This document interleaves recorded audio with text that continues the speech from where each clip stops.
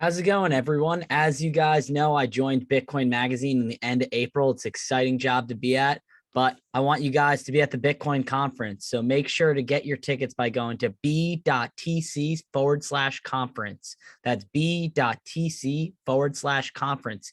Use the promo code YTMAG, as in YouTube Magazine, for 21% off. The best promo code in the business. Since I joined Bitcoin Magazine, I love working for a Bitcoin only company. It's great to work with other like-minded Bitcoiners. Make sure that I can see you there with other great Bitcoiners such as Preston Pish, Stephen Livera, even President of El Salvador, Bukele, will be there for Bitcoin 2022. That is, go to b.tc/conference and use code YTMAG at checkout for 21% off your conference tickets. Hope to see you guys there. Have a good one. Need Bitcoin support? The pros at Coinbase Connect are here to help. Learn about self-custody, privacy, mining, lightning payments, and much more. Simply go to coinbase.com/connect and schedule a one-on-one video call with a Bitcoin pro. Take your knowledge to the next level by connecting with a pro on coinbase.com today. Please check out episode 41 with Adam O, aka Denver Bitcoin on Twitter, episode 46 with Hodl Tarantula, or episode 49 with Adam Meister. All are pros you can connect with at coinbase.com connect today.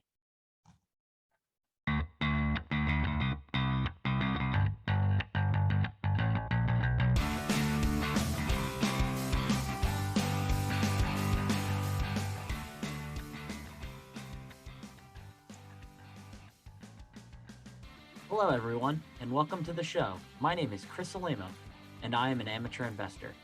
This podcast is my open source journal of everything I learn about investing and wealth management. I'm here to explore the key concepts, market dynamics, and investing strategies that will assist you on the path towards financial independence and financial literacy. My mission is to build us from amateurs to experts. All suggestions are my own, and I recommend that you should do your own research before taking any investment advice. See you in this week's episode. I hope you enjoy. All right, guys, welcome to the show. This is episode 66. In this episode, I'm going to be talking to the one and only fellow Bitcoin Pleb Pirate Beachbum, or according to his Twitter name, Pirate Beachbum 2, because I know they suspended your first account. But Pirate, thanks for coming on the show.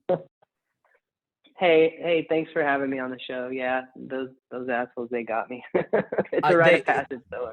Twitter. And even in recent weeks, it seems they've been getting more and more people, which is even scarier. I know with Jack stepping down and Parang or Parang, I forget even how to pronounce his name, taking over. And it seems like they're going to be tightening their grasp on First Amendment and just censoring people they want to censor. So, yeah, the evolution of Bitcoin Twitter is really interesting because, back in 2000, the early days when I wasn't even like the early days of Bitcoin Twitter, I wasn't here, but like when I came on the scene in about 2016, 17, it was a whole different world, man. You could do whatever you wanted. It was savager than savage. And now it's like people get clipped, and like even myself, like I can be savage, but I'm not like, I don't go crazy like some of the plebs do. With some of the shit that they just don't care. For me, it's not like I don't tweet like that. So when I got clipped, I was like, holy shit, I got clipped. And then I've watched some very like big accounts like Michael Krieger, when he got clipped for like, he got like a couple day suspension. I mean, it's kind of scary, dude. And at the end of the day, I sit there and ask myself, why the hell are we here? But every time we try to go somewhere else, like we tried to all go over together. And that was just stupid. I mean, I usually am the person saying this is fucking stupid to go anywhere else because we're all going to end up back here. And that was the one time I got on board. And, I don't know. I think I like the fact that there's so many people that have different opinions, like, and that's what makes Twitter what it is. So yeah, hopefully they won't just fucking ban us all. And then where are we all going to go, to some fucking echo chamber? Yeah, I'm not a fan of that. Yeah, I agree that the Twitter has definitely become more of a global phenomenon in, at least the last 5 to 6 years, to say the least.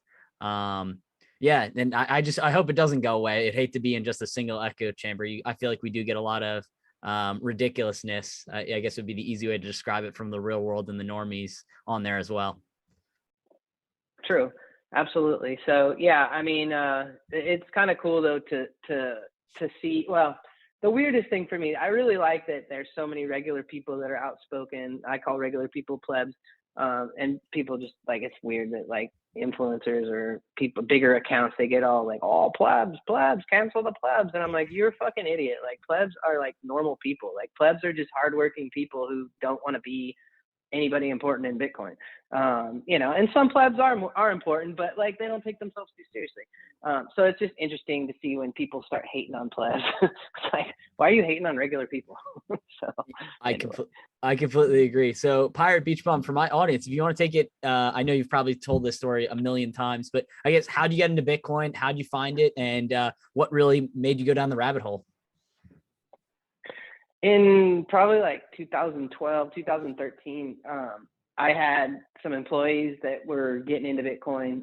One in particular, he's just a really like incredible, like, developer and just like hacker, like he was into all kinds of weird shit. And, but he got into Bitcoin and, he started talking about it and I was like, that's interesting. And he was like building mining rigs. And and then another employee was super into it and they were like all like just talking about it all the time. And so I started reading about it but I never like bought any, and probably because I just didn't know how at the time and I was so busy with my company.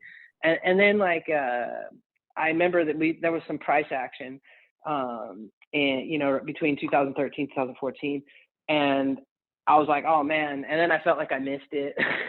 And it was like, I think that the price was like, it went like from $200 to over $1,000. And I was like, oh, I missed it. And then, so then it dropped and I was like, okay, I'm going to buy. And so I bought in and then of course it like dropped like 80% or 70%. I was like, oh fuck, and so that was like about 2014. And at that time, I was running my gaming company with my partners and we were just so busy doing that I just didn't have a lot of time to focus on, Bitcoin. But because of gaming, I was very in tune with, virtual goods, virtual digital, virtual currencies and virtual economies. So it really made sense to me in that way. As well as I read an article, and I always refer to this article that someone said that like Bitcoin was kind of like a domain name. And if you could, buy up a bunch of domain names, I mean, you see how much domains are worth these days. And so I was like, oh, that's not a bad idea. So I just pretty much said, I'll just keep it, whatever. And so, then around 2016, Bitcoin and all these other shitcoins started gaining traction. And that's when I was like, okay, I need to like start focusing on this. And then a lot of the guys that I invested with, one of my mentors, and he's invested in a lot of really, like basically household name companies. He was really getting into it. And so I kind of always watch what he's getting into. And so I was like, all right, I want to take this seriously. And so that's how I got into it. I was already into it, but then I was like, okay, I need to understand this, and then started accumulating more and more and more. And just like any Bitcoiner, if I would have accumulated more back when I should have been buying versus like sitting on the fence, I would be in a different position today. But you can't always look back and look at the past and try to say, oh, I should, woulda, coulda, or you'll just be pounding dirt. But like, it's kind of has taught me moving forward that like, when everybody's scared and the price is really shitty in Bitcoin, that's when I get really happy. Like even in this last like little pullback, like I just seen people just all pissed off, and like for me, I'm like, this is where I feel the most comfortable, because I feel like stacking, Bitcoin in this environment is way more healthy than trying to stack in a bull market, so that's my story. Yeah, no, that's a great story. Like I said, I have to thank you and many of the other Bitcoin plebs that kind of got me into Bitcoin and only Bitcoin. I always say like it's best to learn from your mistakes. And it's very interesting. A lot of people that claim to know things, or even that they're like, oh yeah, like shitcoins or altcoins, but then they're like buying shitcoins and altcoins. And I'm not condemning them for doing that. If you can trade it and make money, I mean, more power to you. That's not what I'm good at. But people that are like, oh, these altcoins aren't shitcoins. I'm like, no, anything that's not Bitcoin is pretty much a shitcoin to me. I mean, if you look at history, just look at the internet boom. People are evaluating pets.com over Amazon. People are evaluating, I don't want to say the market caps have passed Bitcoin, but all these other altcoins are like, oh, well, the gains are so much better year over year of this coin than Bitcoin is. It's like, oh, yeah, it's appreciating in dollar terms, but not in terms of Bitcoin terms. And I think people conflate the two. Yeah, and I think there's a real misconception, and we talked a little bit about this, when we weren't recording, but this, what we're seeing right now is the crypto generation, is what I'll call it. Like, I mean, last cycle it was like straight up just people spinning shit coins and tokens out of thin air, and then we watched all this like DeFi shit. And then the NFTs really start to gain traction. So we have all of this stuff and all these speculators who've watched Bitcoin boom, like VCs and, institutional investors and like, grandpas and older dads and stuff like that. Most of the time they aren't in tune with what's fucking hip. And so like now it's almost like Facebook or back in the day when it was just you and your high school friends, and there it was pretty much, there was no moderation. Facebook was a different thing. Now once grandma and grandpa started using Facebook, it's fucking sailed its course. And so my point is like, I look at shitcoins and NFTs is kind of like that. And right now, like the fact that we have this mob rushing into all that crap, that's where there's no value in it. It's just like, it's speculator value. It's just all these speculators going, oh, this is going to be worth so much. And when you're in a bull market, and I've watched this happen through 3 cycles, but like when you're in a bull market, everybody's a fucking genius when it comes to shit coins or any NFTs or whatever it is. Everyone's a genius because there's always a dumber person getting in. And I know people use that same thing with Bitcoin, but Bitcoin has fundamentals that these shitcoins don't have. And what's going to happen is as soon as it starts to dry up, as soon as the speculators start to say, hey, wait a minute, you know what? This isn't working out like I thought it was. It starts to dry up quick, and there is no value in it. And that's the difference between Bitcoin. Bitcoin is hard money. There's 21 million coins. It's immutable. It stood the test of time. People hate how simple Bitcoin is, but like, to me, that's the beauty in Bitcoin. Like, we don't need to fucking overcomplicate something. Of course, there's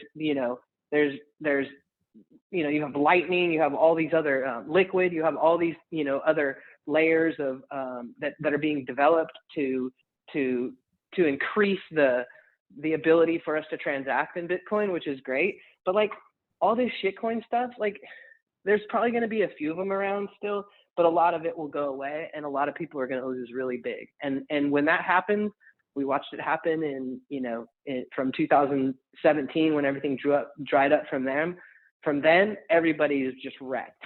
And then here we are again. And right now, I feel like we're sitting in this weird precipice of like I keep waiting for it to dry up, but I think it's going to take a lot longer for it to dry up. But I mean, I just don't see this long-term value. And I don't see a long-term value proposition in shitcoins. So anyway, long-winded, but that's my take on it. Yeah, I saw a great chart the other day.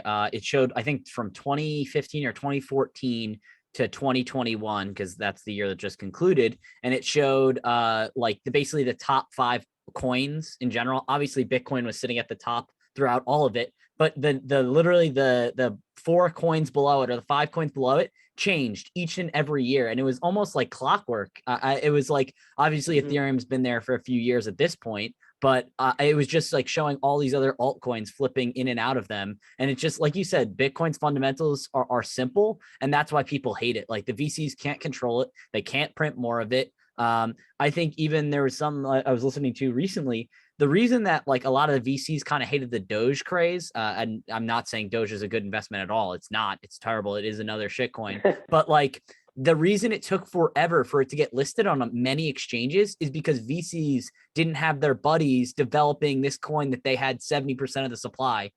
We can, excluding Elon and him shilling it himself, But like a lot of the VCs, it took forever to get listed on any of the other exchanges like Coinbase or Binance or all these other exchanges. People are saying, yeah, because the VCs didn't have money there. So they're not incentivized to list it there because they're not going to get paid if it get lists there, which I thought was Right. fascinating. And that's that.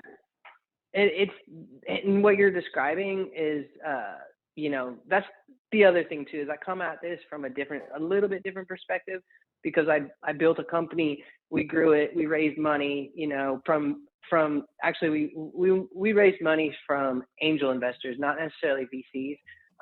And then we were able to bootstrap through that. But some of our angel investors were VCs, but they weren't like, so we weren't like dealing with the devil is what I would say, but we were dancing a little bit with the devil.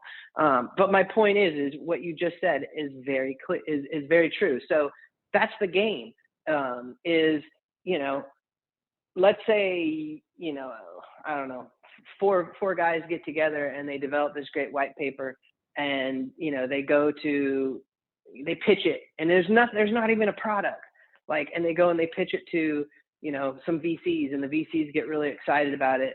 And they say, okay, well, we're going to give you, our token at this extreme discount for your gracious freaking VC dollars. And really, there's no product, but the only incentive now is, okay, we're going to get that listed on an exchange. And so, and then the VC money goes towards marketing campaign with the PR company. And then those VCs starts going around to all of his friends and says, hey, you should dump money into this, because I've got this relationship with this exchange, and we're going to get it on the market, and you're getting a pre-mine discount on all of these tokens. And as soon as we can dump them, we're going to dump them. And that's what they fucking did. And they did that. They still do it. But I mean, that is so shady. Like, and I mean, at the end of the day, they're holding the dollars, and this company, these 4 or 5 guys, whatever they develop, they don't even have a product. They just have like an idea. Maybe they have some weird untested blockchain that they've been, that they figured out how to work on a computer to impress some VCs who don't know their ass from a hole in the ground from any code. And so to me, like, I've watched this happen so much. I mean, look at Tezos, look at, there's so many, the Ethereum killers. Like, there's always a new Ethereum killer. And it's like, it's really just VCs and private equity firms, like, utilizing the wild, wild west of crypto, because there's very little regulation, to milk like retail investors and just regular mom and pops and people that are just like, they're thinking, oh man, they just get all excited in the craze of number go up. And they don't realize that with shitcoins, you're playing with sharks. Whereas in Bitcoin, at least, I mean, there's sharks in Bitcoin, but if you're just the kind of person who's just going to buy Bitcoin and auto Bitcoin and secure it safely, like, you're better spending your time doing that than trying to navigate the sharky waters of shitcoinery. Yeah, I couldn't agree more. I mean, and exactly to your point, like, you always see the charts of it tanking, whatever altcoin it is. And, you hear about all these hacks, and there's like, oh, we've got smart contracts. And then it's like millions upon millions of dollars leaks out because of a bug, a code, or a developer finds in it, or a coder finds in it, or a hacker, whatever you want to call them. And it's just like, this is what you're trusting. Like, it's an untrusted code. And even when they say it's like open source, it's not. Or when they say it's decentralized, and it's like they run on AWS or Azure servers, it's like all the same marketing ploy, and they just regurgitate the same VC words, decentralized, DeFi, NFT, like whatever you want to call it. It's funny just looking at these projects. And I've been in this space not as long as you, for sure, but I've even just picked up on the lingo yourself. If you've done enough studying of Bitcoin, you can find it pretty easily. There's always going to be a new buzzword. I call it technobabble. These guys, like, they use technobabble. Like, it's just like, and I've seen it too, just in gaming, like my company, we were a quiet company. We just put our heads down and we just built shit, and people came and they used it, and it scaled in a massive level. And when we sold it, it's still going today, and it's bigger than I could have ever imagined it would have been. Had I kept it, I'd probably be insane, but I'd be a lot more wealthy. But my point is like, in the gaming world, there's so much techno babble, and there's people who just talk the gaming words and all that shit. And at the end of the day, you've got to build something. You've got to actually build something and get users and get people to like spend money in your game. And that's what it's really about. And you can fucking sit here and talk and sound eloquent and go in front of, 500 VCs or speak at a gaming conference or whatever, but none of that shit matters. At the end of the day, you know what matters? Your revenue and how much money you're making. Because at the end of the day, that's what it's about. So like, it's the same with shitcoins. Like, I get so annoyed with all these conferences and crap. It's like, I know that they're important in many ways, like the Bitcoin conferences, like I get annoyed with those as well, because I feel like it's more, I don't want to shit on it completely, like, because I think Bitcoin conferences are better than just shitcoin conferences, but really it's almost like it's just a bunch of people going there to speak technobabble. And I don't know, I think it's pointless. I think there's a lot of money, and really it's like a lot of these companies that like, that have been around now for 5 or 6 years, or even 3 or 4 years, they've done nothing, but like their valuations are just, their market caps are just crazy when you look at them. And you're like, what have you done? What are you actually doing? How can you like even justify this type of market cap?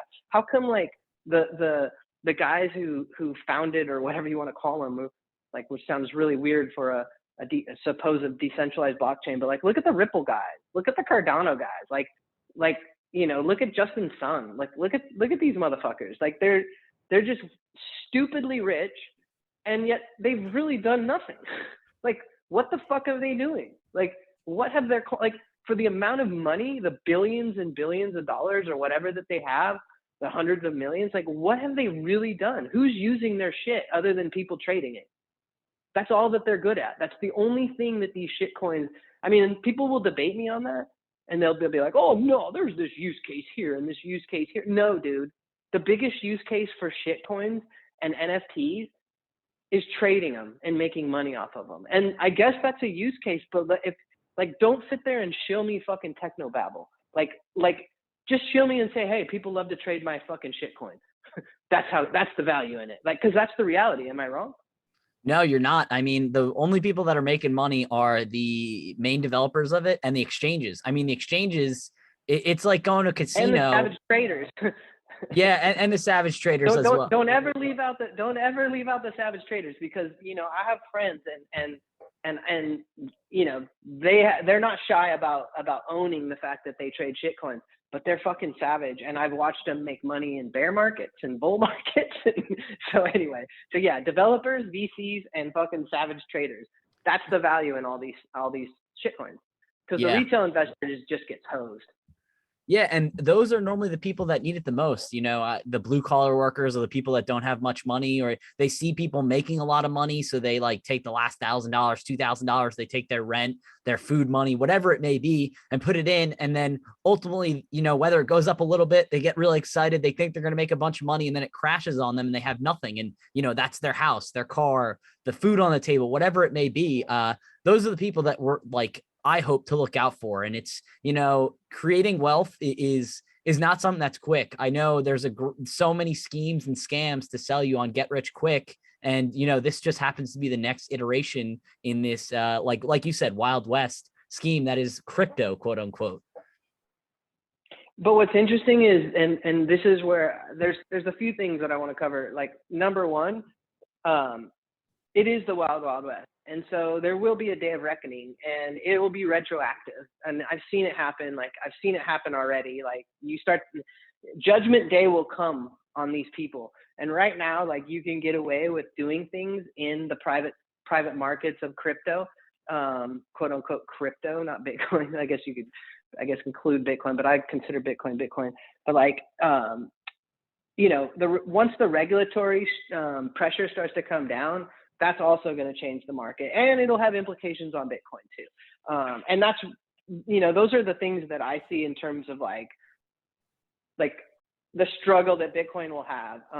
And I don't think it's not like it's gonna do anything. It might just give us some great opportunities to buy cheap Bitcoin. But we will see if the regulators start, really coming down. Like, I mean, you saw what happened with China. you saw what happened in whatever, the Kazakhstan. All these, I mean, that was like a short-lived little thing there. I mean, and so to me, like, let's say like the U.S. starts to really put some regulatory pressures, or we start to see this green energy climate shit, you know, Bitcoin's going to feel that. But what people forget too is that Bitcoin leads the dance.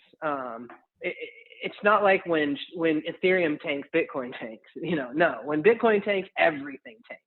So you know, when that regulatory pressure comes down the pike, and you know, you're going to see, hopefully we'll get to see some of this shitcoin market reined in, and we'll start to see some of these people, you know, pay some consequences for their misdeeds. But you know, white collar crime like this is, number one, it's very complex, but also two, you know, in the laws, the punishment is very little. Like, you know, you could bilk someone out of like hundreds of millions of dollars and get 5 years, but if you have like a kilo of cocaine, you know, you're gonna go to jail for life. You know, so like, that's where we're at with this.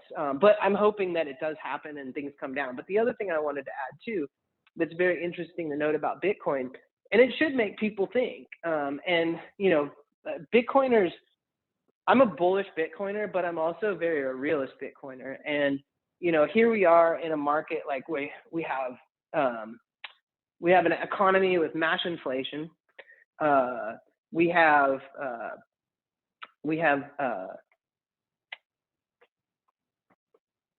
everything's in decline right now. The stock market's fucking tanking. You know, like, everything's in decline. And this would be the time that, like, if the fundamentals work like a lot of the shills say the fundamentals should work with Bitcoin, everybody should be running into Bitcoin, and we're not seeing that. I mean, Bitcoin isn't like dying or nothing, but like, it's not reacting like gold. So like, when the stock market tanks, usually gold goes up. You know, people run into there, but we're also not seeing gold go up either. So, and the gold people are saying, well, that's because of Bitcoin. But my point is like, in a market like we're in right now, we should be seeing Bitcoin really go up in value. And this is what tells me it's still very early. Does that make sense? Like, Yeah. If Bitcoin is digital gold and it's a safe haven, then why aren't people using it as the safe haven that it is? I mean, that's the narrative. You hear that narrative all the time, but it's not performing like that. And it's nothing to be scared of or whatever. It's nothing to be alarmed about. It just tells me that it's still early. Like, there's a lot of people that need to learn. And the problem that I see is that, like, a lot of these shit coins and the NFTs and all that stuff, if those markets were regulated, and I'm not saying they should be, but like, if they crack down more on the scams and kind of stuff, then there'd be less money that would filter into those little fucking, into the weeds. And that money would be pushed into Bitcoin, and then Bitcoin's value would go up because it is the real decentralized store of value. Does that make sense? Yeah, no, that all makes sense. And to your point, I mean, we've been seeing the inflation numbers, you know, it's at 7% this month. Last month it was 6.2 or whatever. It was 6 the month before, 5 the month before that. And if it's this great inflation hedge, exactly to your point, the narrative would be Bitcoin's a great inflation hedge. And we've seen about a 50, let's call it a 50% haircut from 69K down to, we're at 36, 37 last time I checked today, 38, whatever it is, somewhere in that range, high 30s, high to mid 30s. And exactly your point, like, if it was such a great asset and everyone knew that, then it would be doing even better than what it was back then. You know, aside from the socioeconomical and political constraints on it, I completely agree. I'll add to your one point. I'm a big free market guy. You know, that's part of the reason I got into Bitcoin. So I go back and forth with like regulation. Like, the last thing the United States and the government and we need is to give these buffoons in power more power. Like, but then at the same time, it's like you're damned if you do and you're damned if you don't. It's like, if we let the crypto thing go nuts, you got all these crazy altcoins, VCs, that they're pumping their bags at the price of retail. But then if you give more power to the government, you give more power to the government. So they squash the bad actors, but then they in turn become the new bad actors. They get bought off. Like, you know, I'm sure Ethereum would pay them the new altcoin wave will be buying, you know, politicians, buying them off. I mean, it's what we go through now. Big pharma, airplanes, you know, now I'm going to get demonetized for going after all these things, but like, all these big corporations, Amazon, Google, all them, they're just buying the politicians as it is. So it's like they're the good guys, they're the safe ones, but at the end of the day, they now become the corrupt part of the system as well. So I go back and forth with it as well. Yeah, I'm with you. It's that's why I said, like, it's almost good if the government doesn't get involved and just people get wrecked. But that also has implications too. But like, even if the government does anything, no one's gonna pay any consequences. I mean, like, I don't know. I like BitGo. You know, they do a lot of they do a lot of vaulting. They do all kinds of stuff. They do a lot of the back end stuff, like for exchanges, and they're a key player in this game. But like, they got popped for some type of violation with, I forget who it was, one of the you know, acronym agencies, and like the fine was so minimal. It was like nothing, you know what I mean, for the amount of you know, dollars that they run through their system or through their software. And to me, I'm just like, that's how it is with this. It's just like, it's all just a big payoff. And that's why I like Bitcoin, because Bitcoin has proven to be truly decentralized.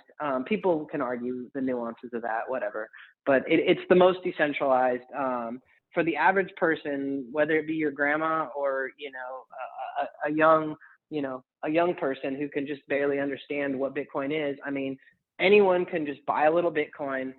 They can keep it in a wallet, hopefully a cold storage wallet, like some type of, you know, some type of offline wallet, and just leave it there, and then and really protect your private keys and or your seed words, whatever, you know, come up with a good strategy. Anybody can do that and literally just keep stacking a little bit here and there, a little bit here and there, and you know, down the road you're going to be fine. You don't have to go, like, there's all these people who try to tell you how to buy Bitcoin, and I get so annoyed by it. Like, I'll use an example. Like, this dude was putting in some windows for me, and super nice dude. He's from Ukraine, as a matter of fact. And I was like, you know, man, he was having a baby. I'm like, do you have any Bitcoin? He's, oh no, man, I don't have Bitcoin. And I'm like, you should just buy a little, like, just buy like $10, like, and just like watch it. Like, and I gave him a few resources to where he could buy it. I go, but don't do it today, because this was when it was kind of really ramped up. And so, like, I think it was like in the 60s at that time. I was like, right now is not a great time, but you really should think about it. And so then, of course, it dropped into the 40s, and then it dropped into the 30s. And so I texted him the other day, and he said, and I said, hey man, I'm like, you should buy some Bitcoin. Like, right now, everybody's crying. I go, this is when you should buy it. He goes, well, it's my birthday. I think I'll buy myself some Bitcoin. And so, you know, like, he knows nothing. He doesn't need to know anything. And I told him, I'm like, dude, like, you just need to know, like, and I just, when I give people that, like, I feel like I'm giving them a gift. I feel like I'm teaching them, because I know if they just buy that $15 or $10 worth of Bitcoin in 2 or 3 years, they're going to be like, holy fuck. You know what I mean? Like, what happened?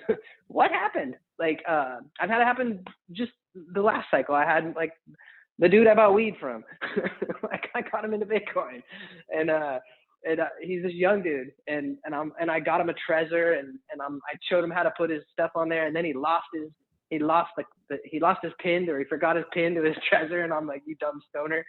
So I'm like, you have your seed words though, right? And he's like, yeah, I got my seed words. So when the market was cranking this last time, and he like calls me frantically, and I never hear from this guy because I don't really smoke weed anymore. And he's like, man, I need to get into my Trezor. How do I do this? I need your help now. I'm just like, oh wow. So, you know, the $1,000 to $2,000 of Bitcoin that he bought when it was, like, you know, around $3,000, you know, $2,500 from 2017 or whatever it was, you know, is a pretty significant amount of money now. And so, I don't know. To me, that's a very easy concept to sell to anybody. And I don't sell it to tell people. Like, I don't want to tell you when to buy it. I don't want to tell you how to buy it. But, like, I just want to teach you about it. I want you to just put $10 into it and then just learn about it and, like, watch it. And then, like, you know, if you feel comfortable to put more in, then put more into it. But, you know, that's kind of how I approach it. And then when the hardest part for me is when people start telling me, oh, but what about this Doge and what about this? And I'm just like, don't fuck with that shit. Like, just don't. Just like, literally, just like, you don't need to. Just buy Bitcoin and do that. And the only time I feel bad is when, like, you know, when when like Ethereum goes it's like starts to just go crazy, and they're just looking at you like, dude, I lost so much money. And I'm like, no, you did not lose any money. Like, you don't understand how this works. So anyway, but yeah, that's kind of my take on how I approach Bitcoin. Yeah, I completely agree. I had an Uber driver very recently, a couple weeks ago, and we were just talking, and I say like I run a podcast and, you know, kind of say what I do for work. And I mentioned Bitcoin. He's like, oh yeah, I bought some of that back in like 2016, and my jaw like dropped. I was like, oh wow, that's pretty early. He's like, yeah, I only bought like 25 bucks or 50 bucks, or I think he said he bought 25 bucks, and it's now, at the time, it was up to like $186.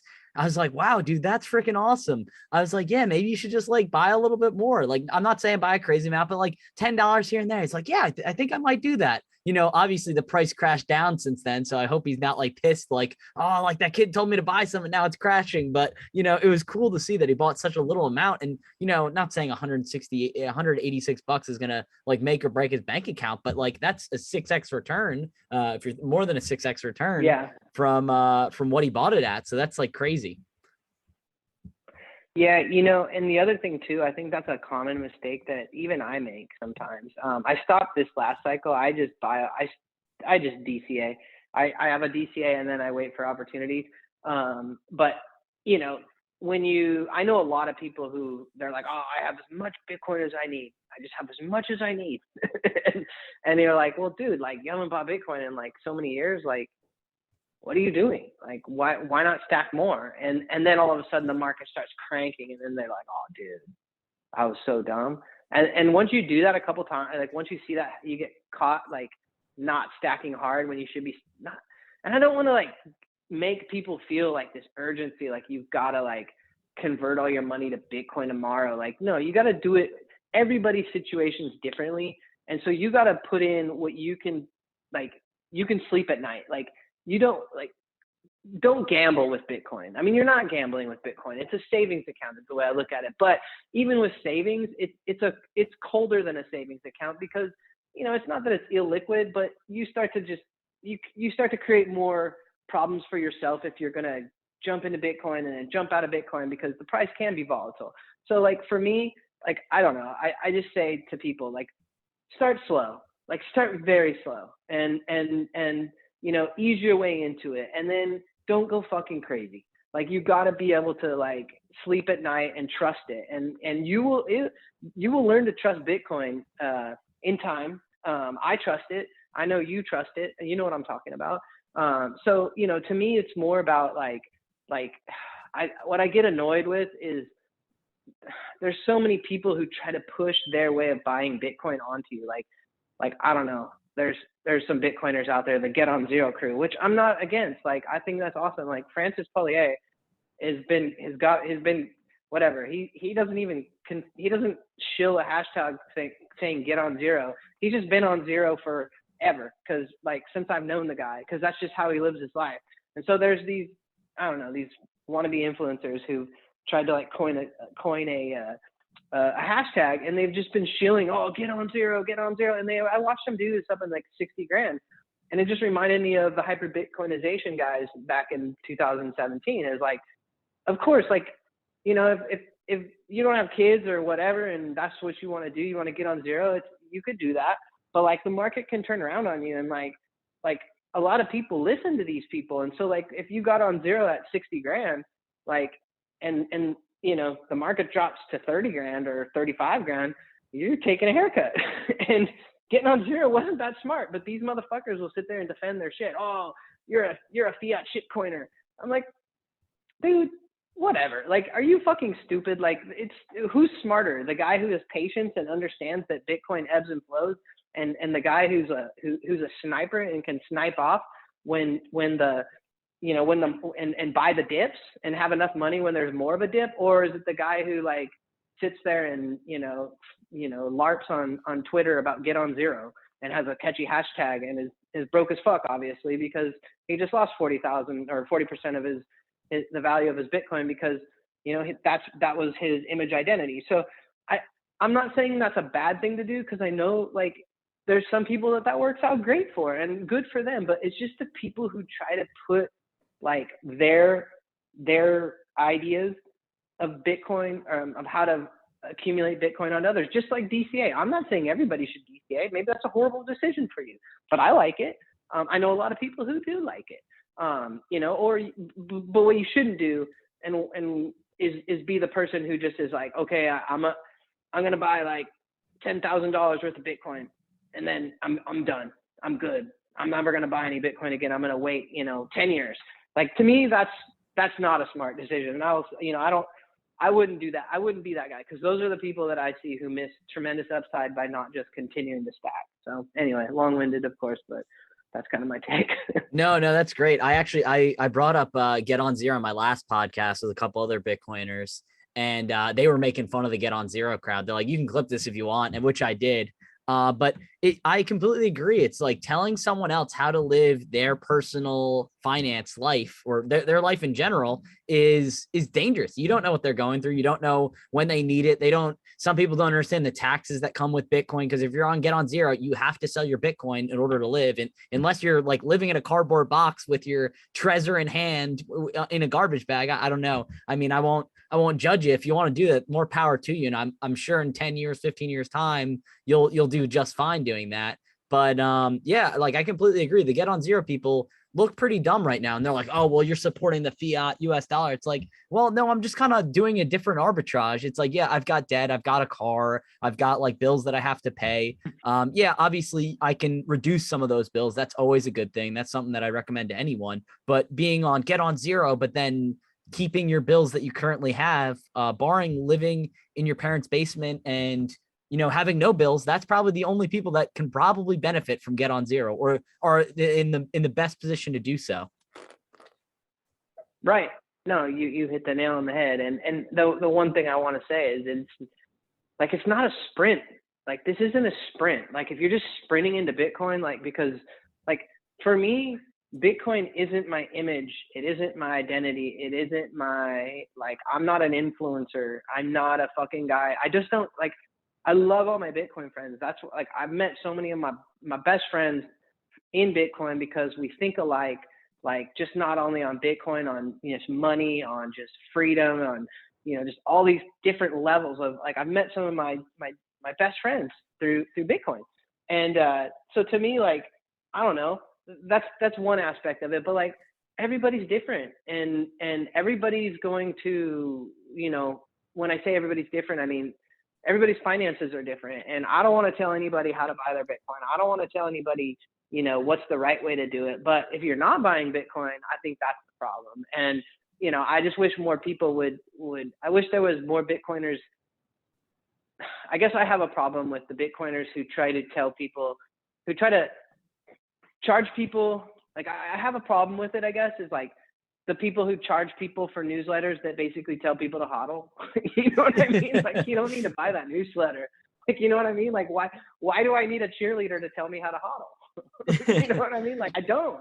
You could just go on Bitcoin Twitter and find some plebs, and you'll have the same cheerleader. But I don't know if some big named, big numbered account is shilling this, or some podcaster. I'm not shitting on you as a podcaster. I'm just saying there's some big podcasters. There's a lot of sharks in this game who've learned how to monetize it, and they've learned that speaking in Bitcoin and being a hodl cheerleader is a way to make money. And I'm not saying that's wrong. There's people who do it and are very authentic about it, but it's the ones who try to push an agenda to you, or try to push these different ways to buy Bitcoin. Those are the ones that bug me the most, man, because I just feel and they feel and I even saw it today. I saw one of them, a really big name, Dan Held. He's a really well-known account. He was all pissed off because, I don't know, some girl started a newsletter and people were bagging on her, and he was calling the people bagging on her, because I think it was an $850 to get a subscription to her newsletter. I don't know all the details. I'm probably off on some of them, but the main point was he likes to think that he is this gatekeeper, and that that these influencers are so needed. Bitcoin needs these people so that they can be onboarded by the right people saying the right things. And that just didn't hit me right. I was like, Bitcoin doesn't need you. Actually, you need Bitcoin. Bitcoin would be fine without you. Because there's so many people that are speaking in the right Bitcoin ethos, and not asking people to pay them money for that. You know what I mean? Or that don't hold themselves so, highly because they bought Bitcoin early, that they think they're some genius and that, everything that they say, you should pay them in their newsletter to read. And I just, it's so not authentic. And I cannot stand that mentality. And there's a lot of it in this space. And I think that's the one thing about plebs is plebs are more about authenticity and about like as serving as a filter to filter out these people, and as well as to basically, not allow these people to run the narrative. Actually, plebs actually will call out this bullshit. So anyway, that kind of stuff just bugs me. And like, at the end of the day, like Bitcoin doesn't need me. It doesn't need you. It doesn't need Bitcoin Magazine. It doesn't need, Peter McCormick. It doesn't need Dan Held. It doesn't need anyone, dude. Because if none of us were here, there'd be just someone else there buying that Bitcoin.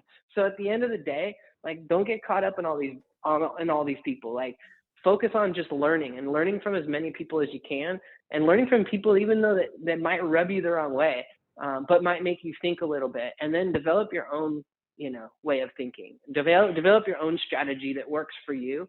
And don't ever think you're a fucking genius, because as soon as you do think you're a genius, you're gonna get freaking Bitcoin will bite back at you.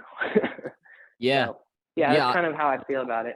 Pirate, I agree with your sentiment. I think that you're all on point exactly there. And I think I'm going to hammer home kind of the point that you're saying, that these influencers or these people that, they found a great way to monetize. And don't get me wrong, many of them are great speakers. They I don't want to say silver tongued, but they're more likely to be co-opted. I mean, they're in it for the money. And whether Bitcoin's their money, or whether an altcoin's their money, or whether the US dollar or euro or whatever currency they're shilling in, they're more likely to give you bad advice, I feel. And I think that's kind of where plebs come in. So I'd love for you to expand on like a pleb. I know we talked about it before we joined, but like what is your definition of a Bitcoin pleb, and how are they different than an influencer, whether it's a Bitcoin influencer or a crypto influencer, and calling out people on their bullshit, basically?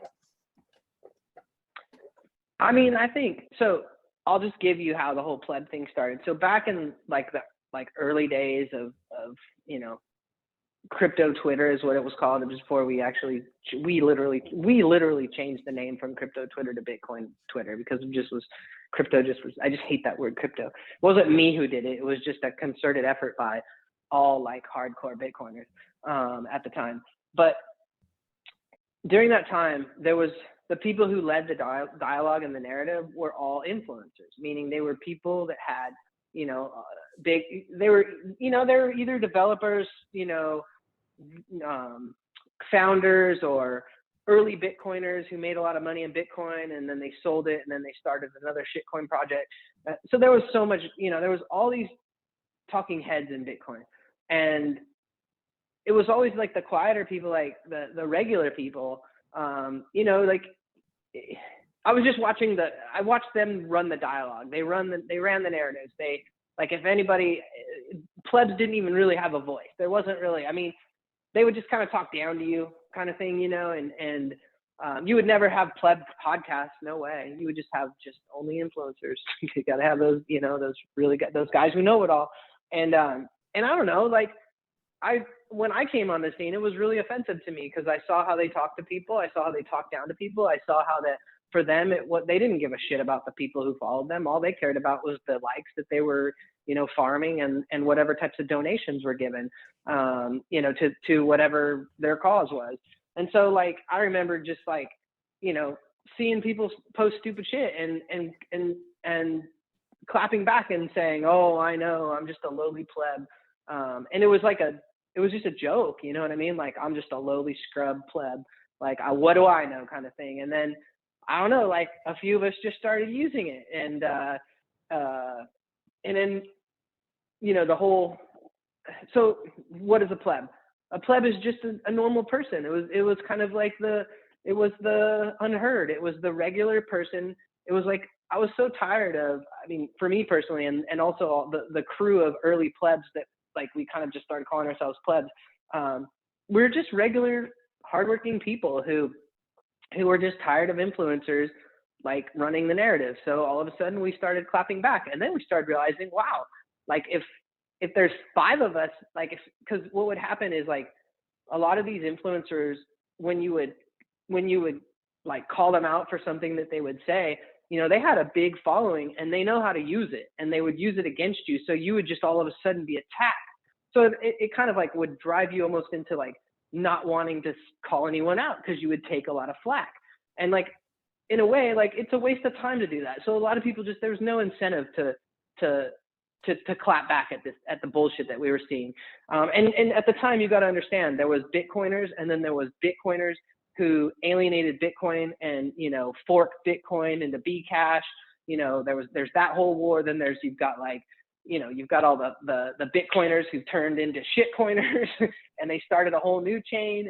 So like, you know, you're watching a lot of these people who were speaking to Bitcoin, and then all of a sudden they shapeshift and now they're speaking to this.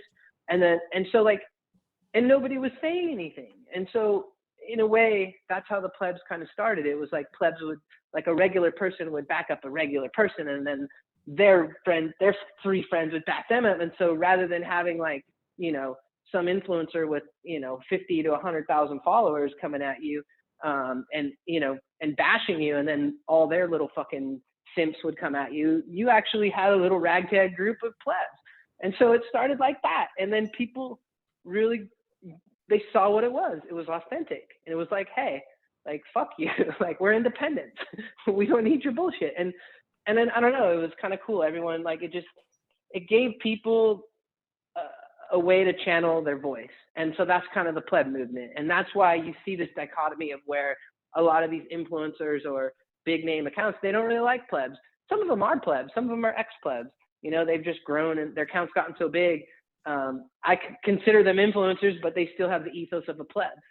Like, I think, you know, Marty Bent is one of those guys. You know, he has a tough job. His podcast, him and Matt, have grown so big. But man, I remember when Marty and Matt were tiny. Nobody very listened to they were a total different voice. They came into this scene and did a whole different way of looking at Bitcoin and talking, and like, and I loved it. And, you know, they grew because they've grown to be huge now. But like, I consider Marty a pleb.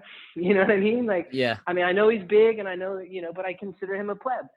So my point is like, there's the pleb movement led to a lot of great things. It led to a lot of great podcasts. It led to a lot of great content creators. It led to so much where the focus wasn't so much on, you know, like the Dan Held and the Peter McCormick, you know, like, I don't know, advertorial is what I call that. Very inauthentic advertorial where, you know, like your advertisers and the people that you know, their influence, like we all work together and use our influence to grow. And it's very powerful mechanism. And it's just like any media outlet. It's like, but that's not very authentic, you know, like, in other words, how do I want to say it? Like, if all your cohorts are influencers and you all have huge numbers, like in your accounts, like you all have like, I don't know, 50 to over 100,000 followers, and you have like, you know, 30 friends that are in the industry wrapped in, it's really easy to utilize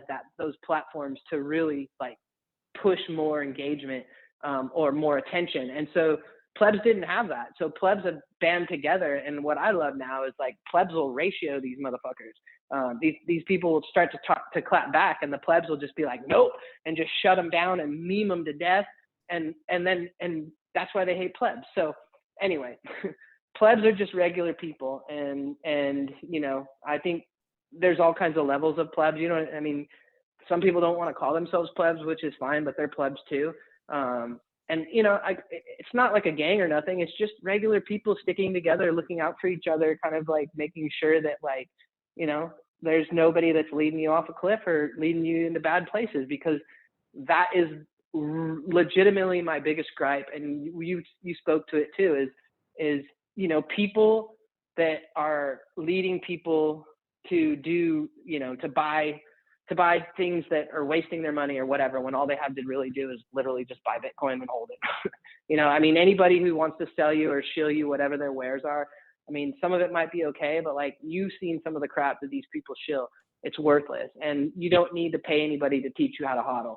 Like, you can literally, like, there's so many free resources out there. Like, you don't need to do that. And so I just try to steer people away from that. I'd rather people use that money on themselves to buy more Bitcoin or to go fucking take their family out to dinner. That's a better investment than, you know, spending money on Dan Held or Peter McCormick's, you know, podcast or whatever. You know what I mean? Like, go fucking spend it on yourself. I'm so tired of these people. Like, they've made their careers on like literally grifting off Bitcoin. And it's like, some people like swear by these people. Oh, they've helped me so much. And that's great. But like, you don't need to give them shit. Like, they already have so much money, and all you're doing is just, you know, you're perpetuating that whole bullshit way of pushing Bitcoin. Sorry. No. You can tell I just don't like that shit.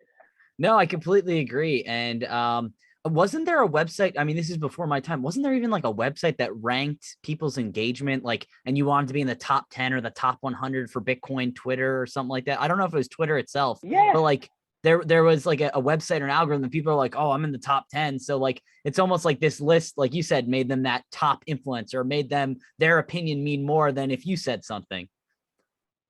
It did. And they used to like sit there and like post it. And like, I don't know, man, when I started seeing this stuff and like it would just be like Hodlnaut, like Psychedelic Bar, Dieter, you know, and Hands, like all these like old school dudes. We'd be like in our own little chat being like, you see this shit? What the fuck is this shit? Like seriously. And so, you know, that's where some of this kind of came from. It's like, who are these people? Like what, like what drives this? You know, I'm okay with it. Like, you know, like there's people I have no problems with, who do it in an authentic way. And I feel like they're like Stephen Livera. I think he's a solid dude. He's got such a cool little business with his podcast. Even a guy like you know, like I have like the Simply Bitcoin guys, you know, there's so many people that are authentic out there. It's just, I guess the ones that I don't like are the ones who are the ones who like take themselves way too seriously, and then they want to control the narrative. Like, in other words, like their goal is like the way that they look at Bitcoin is the way, you know, like, hey guys, just want to let you all know, like, I want to let you all know that maybe the way that you're looking at Bitcoin isn't the right way. This is how you need to look at Bitcoin. And you know what I mean? Like, that's, fuck you. Like, you know what I mean? Bitcoin is a different thing for a lot of people. But you know, it's even like Breedlove, dude. Like Breedlove, who's a guy I don't know if I respect him. I don't want to talk smack about him because I think he's a really nice guy. But like, basically the guy like took a very interesting philosophical approach and kind of recycled a bunch of, you know, like if you're going to look at anything, like, I don't know, if you're a philosophy major and you're going to look at energy and you're going to talk about energy in a philosophical way, you know, that's what he did with Bitcoin. And he was such a good speaker and he captivated me. I was like, oh man, I drank his Kool-Aid. Like, I was like, oh man, I really like this guy. He's so good. And he had Michael Saylor, and I listened to all their hours of podcasts and I was so into him. And then all of a sudden he's shilling BitClout or whatever the fuck that stuff is. And then he was lying about shilling BitClout. And then you just are like, you're like, wait a minute, did anything that he said, was it even true? Or was this just all an act so that he could make money off of us all? Or like, you know, gain street cred to be able to, you know what I mean? Like, Yeah. There's too much of that going on. Like, and I don't know, man. Like, so I have a problem with people like that. And everybody's free to do whatever they want. But like, I'm only going to give my respect to the people that deserve my respect. And what I find that's the most funny is like, these kind of people, if you've sold your soul to be that person in Bitcoin, and then you should just own it. You know what I mean? You should just be like, yep, that's right. Yep. And you shouldn't be mad at any pleb or anyone who calls you out for the bullshit that you do. Like, literally, like, you can't get mad at, like, why would you get mad if that's what you're really doing? Like, you trying to pretend like you're not doing that? Like, hey, if you're a grifter and you're like, hey, I'm making lots of money, I do podcasts, fuck you, kind of thing, like, hey, then own it and laugh in all of our faces. That's fine. But don't get mad when people clap back at you, and don't get mad because we don't buy your bullshit and you think you're just holier than thou. You know what I mean? I would respect you more if you just owned it and we're just like, haha, well, look at me. And that's one thing about Peter McCormick that I kind of do respect, is he don't care. Like, he just doesn't, the guy has actually he really does care, but he pretends like he doesn't care.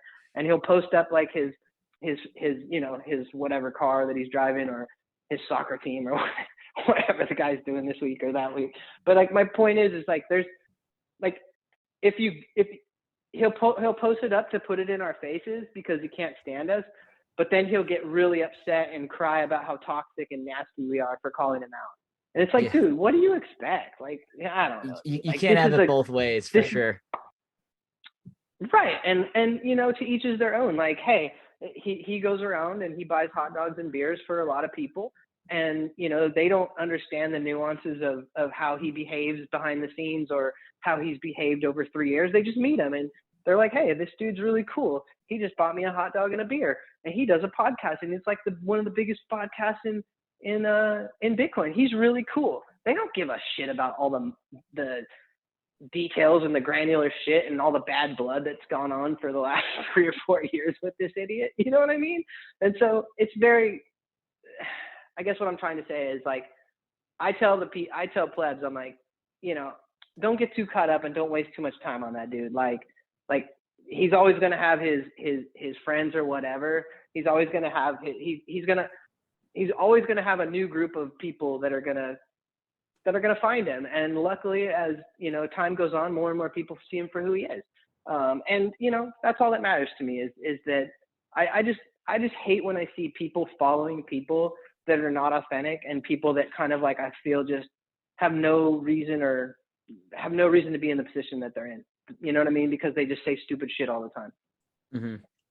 Yeah. And I guess I want to go in two different directions. So I'll ask the first one. So obviously you were in Bitcoin when Bitcoin went through, I will quite literally call it the most brutal civil war we've seen since probably the actual civil war of basically it was so much infighting of Bitcoiners among Bitcoiners. And I know that sounds, I guess, counterintuitive to it. It was Bitcoiners, small blocks versus big blocks was the debate. And then it's even funny to see the fractures of the big blockers fight each other. I won't mention his name because I don't want to get sued like some of the other plebs he's called into it. But you know who I'm referring to. We'll call him CSW because I don't think he'll call it out on that. But it's so interesting that like he was part of one of the forks. So they went to Bitcoin Cash, and then he basically forked off it to go to Bitcoin SV or whatever the hell that was. So it's like almost like he like broke away with the group and then was like, oh no, screw it, I need to be the leader, and like basically did his own thing. And it's so wild, like how if Bitcoin survived that, I really think that was what we were gearing up to survive a nation state attack. And I know going against a nation or nations is going to be a lot more difficult than like just a bunch of nerds like geeking out to who thinks they're smarter and ultimately the free and open market deciding what's the true and best protocol. I know those are two separate things, but I mean, you would probably better nuance to describe it. Like it was a brutal civil war. I mean, there was a lot of like the influencers you said that were like, didn't know which side to be on. There were some Bitcoiners that were like, I'm going to wait till the dust settles, but I'm going to hold both. Cause I think that they pushed, they did an airdrop of the cryptocurrency when they made it. And I mean, it was just chaos. It was blood in the streets to say the least. I don't know if you want to add some more color to that. Cause I wasn't around that. Yeah. I mean, it was honestly that kind of built the resolve of plebs. Like before we called ourselves plebs, like that was like the no 2x, you know, the no 2x movement, you know, which was led a lot by like Vortex and Francis Polio, and there's a few other. I always pronounce Francis' name wrong, but like Francis was like one of the biggest voices in it. There was a lot more voices, but like Jimmy Song was another really strong voice in that. And it was a very kind of crazy time. I mean, you had this New York agreement and there was a falling out on that agreement. And there's all different ways of looking at it. But in short, like all of the people who, you know, I considered like the VC pro Bitcoin business people were all wanting to fork into Bcash because they wanted bigger blocks to, you know, they just thought that was the way that we wanted to go. And they were like, they literally like thought that that's what they were going to do. They were going to fuck everybody. They were just going to run with it. And the no 2x movement fought against that. And like Samson Moe, a few, you know, there's a bunch, there's more names that I'm missing, but a lot of these people led the no 2x movement. And at the end of the day, it was a very scary time. I mean, Bitcoin dropped under like $1,000, I think, or I think it was like 1,000 or under 1,500, but it was like, that's dirt cheap Bitcoin. And I mean, it was very scary. And then you had like, you know, Roger Ver and the gentleman you mentioned, you know, they forked into Bcash, and it was almost like, to me, it was like evil versus good. And, you know, at the time when SegWit activated, we didn't know like what was going to happen, you know, like the narrative was that Bcash was going to run away with it. But like, if you had bought pre-forked, if you bought, or I don't know what you would call it, like original Bitcoin, or if you had a Bitcoin before that fork, when it forked 1-to-1. So, you know, like basically, like if you had one Bitcoin, you had one Bcash. And at the time, you know, Bcash was like, they were utilizing really like marketing, and they were utilizing like spamming the mempool. They were doing all kinds of weird, dirty tricks to inflate the value of Bcash. And like you said, that, you know, they told us that, you know, Roger Ver basically tried to make it so that, you know, he's really good at marketing, and he utilized all these influencers basically to push Bcash, and it failed. It ultimately failed. But in what you were saying too, that same gentleman and Roger got into it, and then there became BSV and, you know, Bcash, which I thought was really funny because those guys were just so much alike in terms of their egos and in terms of their, you know, the same, like, I don't know, shady mentality is, I guess, the way to put it. And so I think it was funny then those two basically, you know, did what they did. And Bcash was like number 2 for a while. And if you look at it now, like, it's like what you were saying about the top 5, how the top 5 have changed. I mean, I don't even know what the value of these coins are now, but at the time, I mean, those were huge threats to Bitcoin. And I mean, so SV now is $90 or $89. Those dudes, we fought those dudes for years, and they were telling us how we were going to get sued. Every Bitcoiner, you know, was going to have to give up their Bitcoin. I mean, so much bullshit marketing, like, and it scared a lot of people. And I'm trying to find Bcash. I wonder what Bcash is now. But anyway, not to get too into the weeds on that, but yeah, it was a very scary time, and we haven't had a time like that in Bitcoin since. I can't think of anything that it could even be similar in the recent past of Bitcoin. That was probably one of the most scary times in Bitcoin. That was kind of like a make or break moment. And I am thankful that I did get to go through that and experience it. Number one, I got to buy some cheap coin, but it also taught me so much about the fundamentals and the reasons why Bitcoin is anti-fragile and why it is so, like, it's a very resilient coin. I mean, like, it's out of everything out there. I don't know, once you start to go through these type of wars, or you go through a bear market, or you go through, you know, you start to understand Bitcoin a lot differently than someone who's just a new coiner. Yeah, I think that's awesome. I guess I'll go into my next question. Then I got a few more. I know we've been already going for a while. I don't know if you have a hard stop or anything. No, it's all good, dude. We can just keep rolling. All right, sounds good. Yeah, so I guess what advice would you give to someone that's not been through a bear market? What it's like? I know you kind of went through a civil war, and you went through another bear market where I think, what was the first bear market? I was the Mt. Gox crash. I don't know if you were in right around then, but I think that was the 2013 or 2014 crash. And then obviously the fork wars and ICOs were 2017, 2018. And now we're kind of in this weird limbo of like, are we in a bull? Are we in a bear? Is this a consolidation? Is this a bottom? I don't know. I guess what advice would you give to someone that's going through a first bear market, or just a bear market in general that's never really been through one? Yeah, I mean, if like the biggest thing with a bear market, in my opinion, is like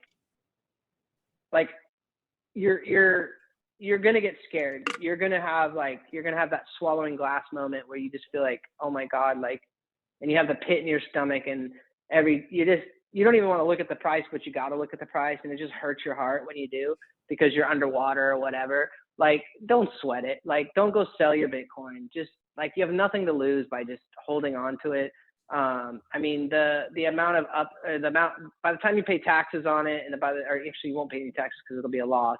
But by the time you try to get back into Bitcoin, by the time you're ready emotionally or psychologically to get back into it, the price is going to be way up further than where you're at already, and you'll lose all that upside. So the best thing you can do is really spend this time focus on the fundamentals of why Bitcoin is, where's the value in Bitcoin. And there's a lot of resources out there. There's a lot of podcasts on that kind of stuff. There's all kinds of information on that. And to me, like, utilize this time to learn about Bitcoin and like try to learn from various sources, and also learn about securing your Bitcoin. And like, don't just take one person, don't just watch a YouTube video and say, I'm good. Like, you need to like talk to people, you know, try to find resources, like, you know, content that's been developed by, you know, credible people.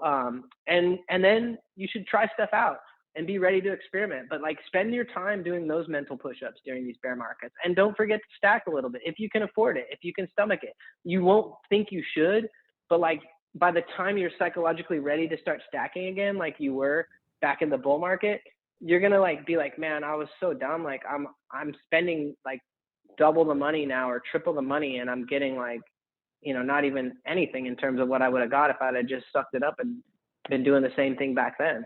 So to me, like, it's counterintuitive, but like, that's how you get through a bull market. Or don't do anything. Like I said, just focus on the fundamentals and learn why Bitcoin is important, and look at the cycles and listen to podcasts like this from people who've been through it. You know, last bull market or bear market, I started Bear Market Diaries, and I would just interview people, and I would just be like, I would ask them all the same questions, basically the same questions about how they felt about Bitcoin. And like, I didn't realize it, but so many people have hit me up over the last few years and been like, man, your Bear Market Diaries helped me during the bear market, like to not sell my Bitcoin. And I was like, well, that's why I did it. It helped me too. You know what I mean? When you interview a bunch of people that you respect, or that are smarter than you, or that, you know, on this shit, and all of them are super bullish, like, you know, that's going to help you a little bit. But like, again, don't get sucked into anyone's hopium. Just look at the fundamentals of Bitcoin. Look at what it's done over 5 years. Look at what it's done over 10 years, and you know, scale out. And I think you'll have a bullish perspective. And, you know, I don't know, the worst mistake that any Bitcoiner does is sell their Bitcoin at a loss.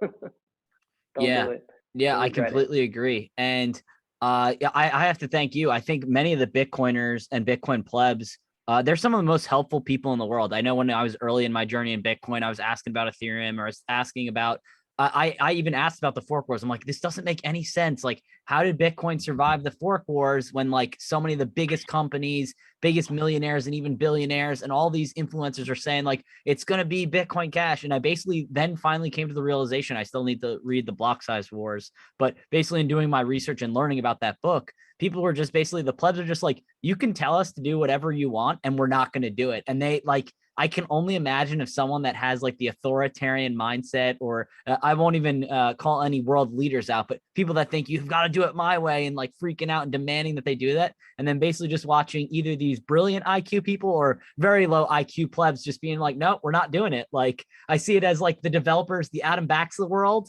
being like, no, I'm so smart, I'm not going to do this. The Jimmy Songs, Adam Backs, and then like the Bitcoin plebs that are low IQ that are like, you can't force me to do anything, I'm going to hold on regardless, and you're going to get so pissed. And then watching Roger Ver and the other named individual just like blowing a lid and like freaking out and like, you've got to buy my altcoin or my shit coin, and like freaking out. I wish I was a fly on the wall seeing them freak out when like the price of their thing tanked versus the price of Bitcoin. I think that would be pretty great. It was one of the most, like, all I can say is like, I'm the kind of person, I believe in good and I believe in evil. So it was a time in Bitcoin where good prevailed, like the right thing happened. Because the direction that they wanted to take Bitcoin in was not the direction that we should have been in. It wouldn't have been so decentralized. You know, big corporations would have ran it. Is the way I looked at it. It'd have been like big corporations winning. And I don't know if we were stupid or whatever, but like Adam Back, Jimmy Song, Francis, you know, Vortex, there was a group of people who really just, Samson Moe, you know, they all kind of really rallied the plebs, and then the plebs got behind it, and they educated us, and we learned a lot about the fundamentals of Bitcoin and hard money. And yeah, I mean, I'm very thankful, but it's such a satisfying feeling when you see a guy like Roger Ver or that other gentleman we mentioned lose. Like, I don't, I have no love for people who are unethical or like schemy, slimy people, Smeagol's, you know what I mean? I have no love for that. And so, and not to digress, but like that kind of transcends into like grifters in Bitcoin. You can tell, like, I just don't like people who are slimy. I don't like people who like they have a personal agenda and, but their public persona is they're doing something for the greater good, when in reality, all they're doing is filling their pockets. And that's what Roger and those guys wanted to do. They just wanted to control Bitcoin and get rich, get more rich than they were. And those guys are freaking wealthy, man. Those guys have like crazy, crazy money. So yeah, we got very lucky, but there was a lot of shady motherfuckers that came out of that. And that's the problem that I see even now. A lot of those shady people have shapeshifted, and now they're just doing some other scam, and nobody knows because a lot of people weren't around then. So it's just like, that's what I kind of see, like the Richard Harts, like those kind of guys. Like, I don't even know if you know who he is, but yeah, I do, unfortunately. Yeah. Okay. Yeah.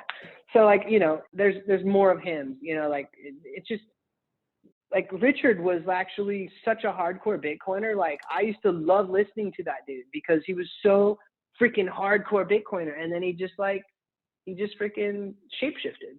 And so there's a lot of those kind of individuals. And that's also where a lot of animosity comes from old school plebs and influencers, because we've seen a lot of these people, change shape and push unethical things. So, I mean, here's the funniest one. Like, what's his name? Charlie, the guy from, the Litecoin dude. Charlie Lee. Charlie Lee, sorry. Yeah, so that dude, like this is so many people were into Litecoin. Oh, it's the silver to Bitcoin's gold. Oh, and I got all caught up in that shit too. It's the silver to Bitcoin's gold. We were sold this stupid narrative. And then, Charlie Lee at the very, very top of the last market, like, I'm going to sell all my Litecoin for the good of Litecoin, because Litecoin doesn't need somebody to be the leader of Litecoin. And I'm going to start this foundation of Litecoin. And then all of a sudden he sold at the top and everything just tanked. And like to this day, people defend him. Oh, he did the right thing. He did the right thing. Yeah, he did. He freaking sold at the top, and he like literally he made freaking, I don't know how many hundreds of millions, but like, I don't understand how people could spin that as the right thing. Like it's just like if Mark Zuckerberg sold all his Facebook stock and said, I'm going to do this for Facebook. Like, you know what I mean? Like, yeah, he drops it on retail and banks and then pumps it into Google. You know what I mean? Like, you wouldn't be happy with Mark Zuckerberg there. Right. Yeah. And so like, I'm just like sitting here and, but he started the foundation. And I'm like, you guys are very naive. And that's when, like, there's a lot of very naive people in Bitcoin, and it's fine. Like, you can be naive, but don't be stupid, and don't speak on things like that. Like, you just sound like an idiot if you think that guy had the best intentions for dumping all his coin. If he actually really believed in Litecoin, he would have held on to his coin and said, I'm going to hold on to this coin to show everybody who owns it that it's worth something. Because usually somebody who has skin in the game, like, they're going to push to build and grow something. And what has Litecoin done? Other than sponsor freaking UFC fighters. It's gone down. It's when you look at the chart against Bitcoin, it's not done anything. It's gone down. That's what it's done. And I'm telling you, we've battled these people for years. We're trying to be jerks. These people, the Litecoin Foundation, and they'd be like, oh, tweet, remember this and whatever. And we just be like, you guys, like, you don't understand. Like, what's the value proposition? Why? Oh, but we're doing all of this, all of these transactions and in these vending machines, and like, okay, that's great. You know what I mean? Like you can go to Chuck E. Cheese and buy a little card with plastic on it and, put like tokens on it and go put it in a video game. Like, that's just as good as your shitcoin. You know what I mean? I don't know. My point is like, there's a lot of these people who, they started in Bitcoin and then they got sidetracked into other projects. Fluffy Pony, perfect example. Monero, and like, he's locked up right now. And that dude, like he was such a flamboyant, arrogant dude, like, rolling around with, like, I don't know if it was like $100,000 watch or $1 million watch. I don't know. There's all these urban legends about the dude, but he was so arrogant and he talked a lot of shit. And turns out, I mean, I don't know the details of it exactly, but I know he's fighting some type of fraud charge in South Africa right now. So, and they locked him up. So obviously you don't lock up people who, I mean, people say, oh, well, they just didn't like him because of his crypto. And I'm like, well, there's a lot of people in crypto that don't get locked up. You know what I mean? Like, yeah, it's usually the people doing the wrong thing that are getting locked up. So, and then this had something to do with a business even before Monero. So it's like, I don't know, you just start to see like, okay, what was this dude doing then? And then what was he doing, like, you know, like with Monero? What kind of like ethos was he bringing into Monero? And all this dude was doing was making money off people, and people hate it. And the people who love Monero will be like, no, he said mean things about Monero. But like at the end of the day, like, come on, people, like, let's be realistic. Like, don't worship people. Don't worship any of that shit. Like, this isn't a fan club. This isn't like, we're not going to Comic-Con for Bitcoin. You know, that's what I call a lot of the conferences is Comic-Con for Bitcoin. Like, that's not why I'm into Bitcoin. I'm into Bitcoin to have like hard money, to have sovereign money that no one can take from me. Like, I'm into it for those fundamentals. I'm not into it for the fucking Bitcoin scene.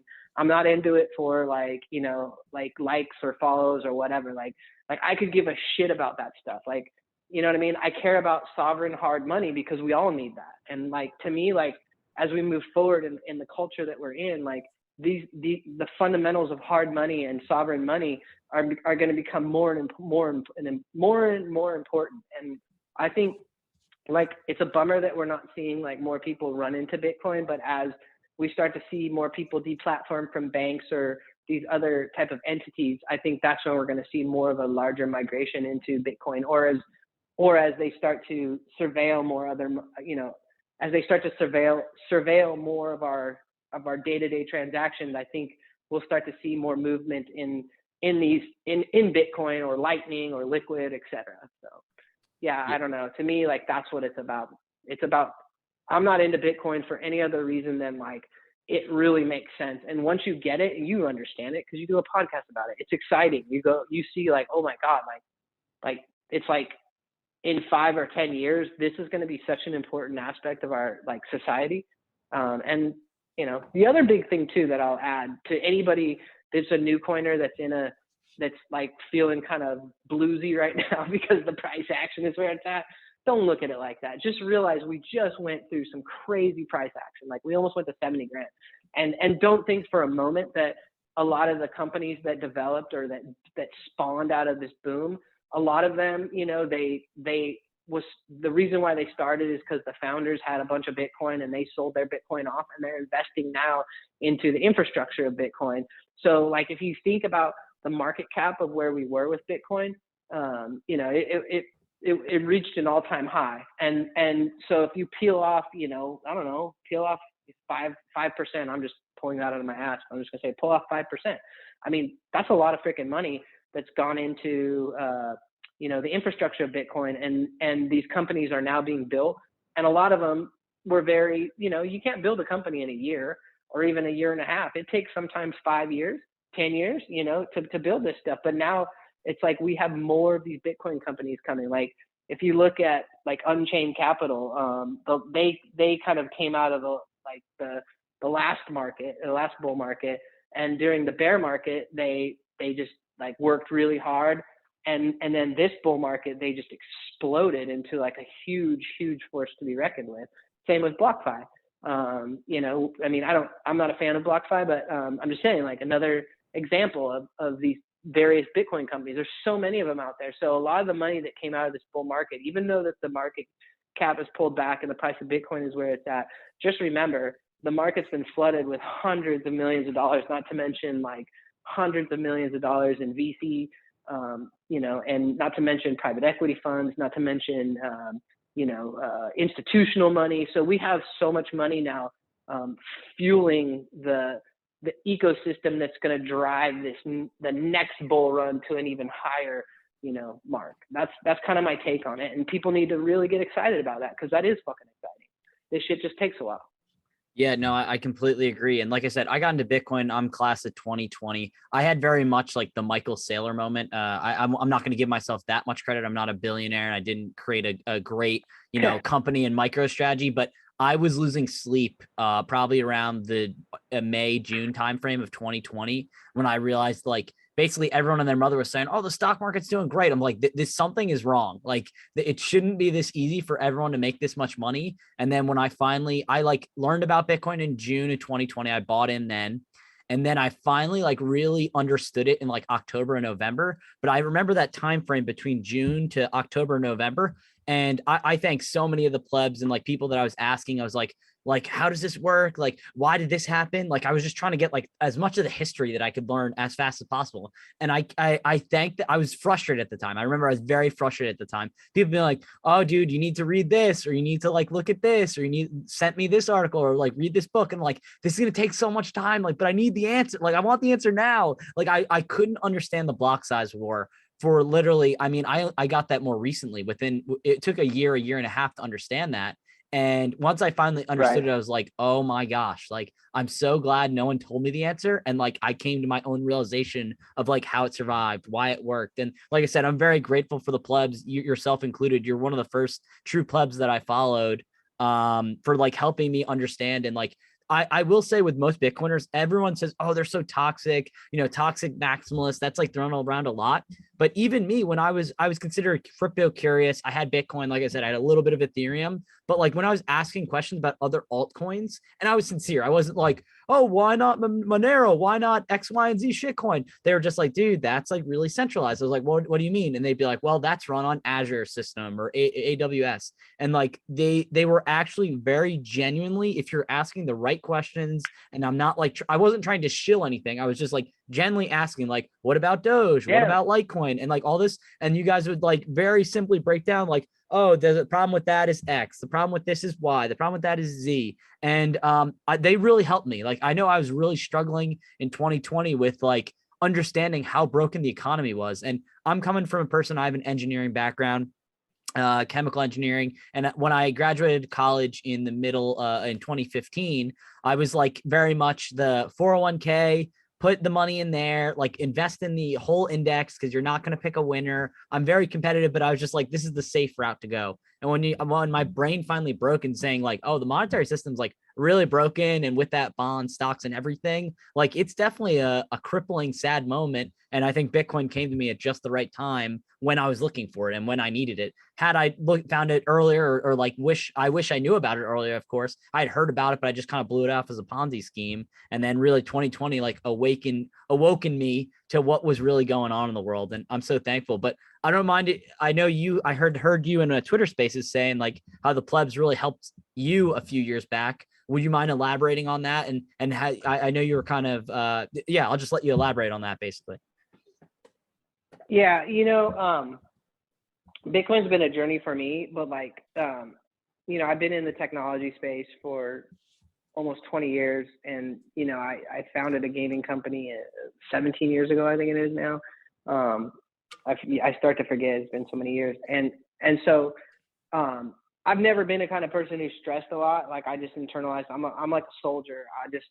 I'm the kind of person, I just work. I just get up, swing the sword. And when you have a startup, it's grinding work, and it's not like I had a lot of pressure on me. I had one of the founders and one of my partners, he had founded some other really big companies, and so me and my other partner, we were more like the work, the equity or the sweat equity, and he was more of like the business strategy. And so just after 13 years of this and going through, we went through 2 mergers and acquisitions, and going through the stress of all that, and then adjusting to my life after like selling, because what happened is we sold it basically. And so but it's never like, when you sell a company, it's the most exciting thing, but it's never what it appears. So like this merger and acquisition, it turned into 2 mergers and acquisitions, and it was over a span from 2012 to 2016ish, and 2017ish. And the way that these things work is like, you sell the company, they give you money, they give you stock. And anyway, it's just a lot of fucking stress. And then you got to make earnouts. You got to make your numbers so that you make your earnouts. And a lot of times those earnouts some of it's cash, some of it's stock. So then you're riding in the new company who bought you. It's just a lot of fucking stress. And then, and so I had been grinding for like I said, 10, 13 years. And, you know, I just am kind of person. I just kind of internalize shit. And I probably wasn't getting out enough, like exercising enough. And I'm a real athletic person. I grew up really athletic, and you know, I like to surf. I like board sports a lot, and I like shooting guns, you know, bow hunting, that kind of stuff. I'm a very outdoors person, but at that time of my life, I was so focused on my startup that, like, you know, that was where my energies were. And so that stress had built up and accumulated in me, and at some point something broke inside of me. And so I got really, really sick, and I couldn't figure out what was going on with me. And I'm just a soldier. I just battled through it, and I started getting worse and worse and worse and worse. And it got to the point where, like, I literally was in bed. And it was a really, really dark time. And all I really had was Bitcoin, you know, like Bitcoin and my Bitcoin and the plebs and like my friends. And it was actually like fellow Bitcoiners. Like I was probably where a lot of my angst would come from.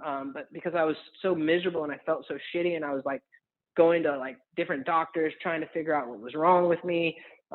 You know, and it was bad. Like, I mean, I was in bed. Like, I remember sitting there saying, like, you know, if I could write a check for $1 million, I would write a check right now for $1 million to feel better. Like, I can't do this, because I was like 2 years into this. And it was Bitcoin. It was my Bitcoiner friends are what saved me. Actually, one of my contacts, I don't know if you know him, is Frito 2X. He's a longtime pleb and been in Bitcoin since 2013. Super awesome dude, but like, he's a neurologist. And you know, he's the one who basically, I've sent him all my freaking medical shit, and like, he helped me out, and he gave me some things that I need to work on. And HODL and I, you know, he helped me through this time. He was going through hard times himself. But my point is like, plebs, like Dieter was a really close friend to me. You know, Nicholas, a lot of these dudes, Nico. I mean, I can't even, like, the Bart, like this is like they were my support network. And I remember, like, some of them, I wouldn't even tell them I was sick, but when I told them, they were just like tripped out. They were like, oh man, you know. And I don't know, dude, like, just that when you're stuck, like I don't know, when you're sick, you don't want to tell people you're sick. Number one, at least I didn't. I'm not the kind of person, I don't love to take, you know, I don't want anybody's fucking sympathy or anything like that. But like, I don't know, like, I was in such a dark space that it was like the Bitcoiners were like my pleb Bitcoiners were the reason. Like, I don't know, I feel like they saved my life. I really do. And I'm there, and I've forged some of the strongest friendships, you know, in my life. And some of these people, I've never even met them in person. I mean, we've talked on the phone or whatever, but like, these people like know more about me, and I know more about them, you know. And I don't know, like, that's the wonderful thing. That's the most beautiful thing. And it's almost worth more than the Bitcoin value. It's like, to have that network of people. And I want to encourage any new person to, like, really, you know, I'm not the kind of person, I don't look for friends, but like we all found each other, and we have this common bond, and it's so strong. And it's like, I don't know, like, I'm super grateful for it. And it's one of the most beautiful things about Bitcoin. It's like the journey and the people that we've met along the way. And like, you know, you came in at 2020, but dude, like, you're one of us, and you know what I mean? Like, you've seen the meme, like, that's not a joke. You're one of us. And like, we're like a tribe. And like, I don't know, like, when you're like, anytime a pleb asks me, like, to do a podcast, I don't like to do this shit, dude. And here I've been almost talking for 2 hours. You know me, I don't like to do this. Most people know me, I don't like to do this, but I do it because I like plebs, and like, I want to support plebs. Like, I want you to live out your dream, just like I want, like, the kindergarten guys to live out their dream, just like I like the Simply Bitcoin dudes to live out their dreams. I want to see you guys I want to see you guys ball out from Bitcoin. And I really believe we're going to all get there. And like, the coolest thing is when we get to this next bull run, just like this last bull run, when we got up to 70, almost 70K, like, dude, like, everybody just felt like we won the Super Bowl. And like, it's such a fucking great feeling. And like, I don't know, it's even so much sweeter when you've been in the trenches and in the darkest times of your life with some of these people, and you get to win together. It's like, I don't know. It's like, it's not like, I don't want to compare it to like, you know, military or, you know, Band of Brothers type shit. But it feels that way in a way, because we've fought wars together. Like, we really have, like, financial wars. And so yeah, that's like my Bitcoin. That's why plebes or plebs, I call them plebes. That's what I used to call it, plebes. Then I was corrected. So plebs have a very special place in my heart. And the thing that people don't understand is, like, pleb may have started with a few of us, but then pleb gained a life of its own, and it's its own thing now, and it's bigger than anything that I could have, or any of us could have ever thought it would ever be. And the most awesome thing is that I'm just thankful that this network is here, and that the average person can really, like, you know, have a network of people to filter stuff through and to connect with. Because and I encourage anybody who's new to this to really, you know, don't be afraid to develop friendships in this space. Because, like, I mean, just the other day, I was having issues with Trezor's freaking stupid whatever, their new suite. AOPP. And yes, and I was like pissed off. I couldn't figure it out, and I called up. I texted Kanikros, and he called me back in an hour. And he's like the most awesome. He's not. I call him Bitcoin customer service, because he's my Bitcoin customer service on any technical shit that I ever need. He can just, like, he's like super calm. He's like, oh, I found this on a Reddit thread. Try this. Because I have a very unique operating system that I run it on, and I couldn't figure out what anyway, not to get too nuanced, but yeah, he like, it was hard shit, and I'm not very good on a Linux computer, like writing command line.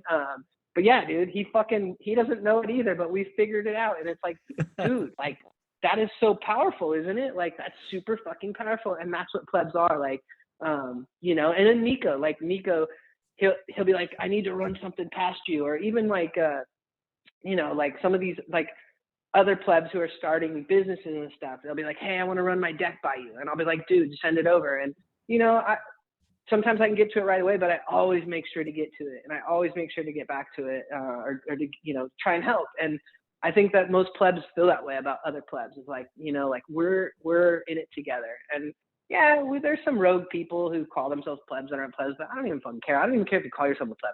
That's not even what it's about. Like, it's just average people looking for help, trying to steer them in the right direction, trying to get them the right info, you know, trying to encourage them to think for themselves. And the friend networks that we have, and I know you've probably met some awesome friends too, and we're friends. So, you know what I mean? Like, this is how this thing grows. And then in 4 years from now, we're going to look back and be like, remember that fucking podcast we did? You know what I mean? That's what it's about. No, I completely agree. And a Pirate Beachbum, thank you so much for your time. I know we're coming up on the 2-hour mark here. So dude. I'll ask you, Yeah, I wasn't expecting that. Bed. I wasn't expecting that, but it's been a great rip. Yeah. And I mean, like I said, you know, it's not your net worth, it's your network. And luckily Bitcoin has the strongest network and the strongest net worth. So it's only a matter of time. But yeah, it's been a blast having you on. I know this is not your favorite thing to do, but I really appreciate the support and the talk. So last few questions here before we wrap up. I guess, what's been your biggest investing or business mistake that you've done? And I'll let you go either route. I know I hate asking people, Bitcoiners, about investing mistake, because they always say, oh, I didn't buy enough Bitcoin. It's like, that's a common answer. But from someone that ran their own business, I guess, what was your biggest business mistake? My biggest business mistakes, you know, let me really think about that. Investing in things that I didn't believe in, like, that I didn't know much about. Like, I'm not, and I know that sounds weird, but like, when I first sold my company and I had a lot of money, you know, the first thing I did is I put together a financial team.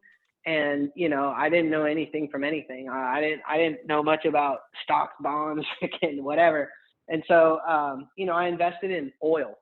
An oil drilling project. And I regret that, because had I known what I know now, I would have never fucking done it. And I lost a lot of money on that. But again, sometimes you have to lose money to realize that you can lose money and you'll be okay. Does that make sense? Yeah. And that kind of propels you to not be scared to go into the next investment, but it teaches you to be wiser.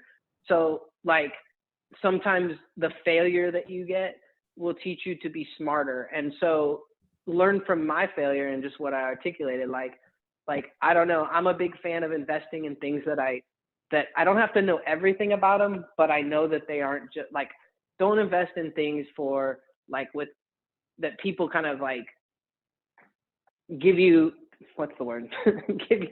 They tell you you're going to make a lot of money. You're like, and that's why you invest. You shouldn't invest just to make a lot of money. That shouldn't be why you should invest in Bitcoin either. I mean, even though you probably will, I'm just saying, like, don't invest for that reason. Invest because you believe in it.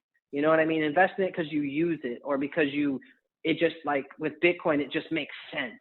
Like that's what you should be investing in. When you invest in it for greed, like usually you can get lucky now and then, but most of the time you can, have your hand or your head bitten off.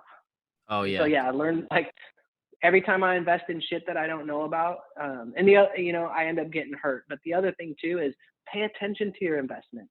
Like don't like even with your Bitcoin, like the one big mistake that I see with new coiners is like they don't understand like about a hardware wallet and how important it is to like remember like what you did, like remember your PIN, whatever, remember your seed words, remember that kind of stuff, remember where you put it, those basic fucking fundamentals that will bite you in the balls if you don't remember them. So, those are the kind of things that like, and think about with Bitcoin, like, if you just got a Bitcoin and you stacked a bunch of coin and you threw it in a hardware wallet and you threw the hardware wallet in some random drawer and then you forget about it. And because the price tanks, you're like, fuck it. It's only $1,000 because it tanked. And then like 4 years later, you're like, holy shit, I've got like $30,000 worth of Bitcoin. And you're like, Where did that hardware wallet go? Oh, where's my seed words? So come up with a very, like, that's when I say do your mental push-ups. Right now is the time you should set that up. Set up a fucking procedural list, like, and write yourself a little note, like in code that you'll know, like, this is where it's at. This is where I go. Don't give obviously directions to people of where your Bitcoin wallet is. I'm sure you can come up with something, but to me, that's really important. Don't stop learning about what you're investing in. If you forget about it and, like, honestly, you're going to end up losing money. You might as well not even invest. Yeah, that's great advice.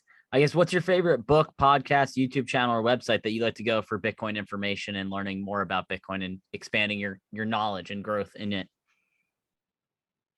I listen to a lot of them. I mean, I try to listen to a lot of different people speak, and a lot of times it could be, it could be Marty and Matt, it could be Citadel Dispatch, it could be Simply Bitcoin, it could be, I'm missing some, it could be Elsie Hoddle's, his Plebcast, it could be Frito X's, like a lot of times I'll listen to stuff, but like I'll be straight up honest, like I got really disenchanted with all that the last dip that we went down to 30K before this dip, because I don't know, like I was so drinking the Kool-Aid and so sometimes I try to distance myself a little bit, like, and try to just like,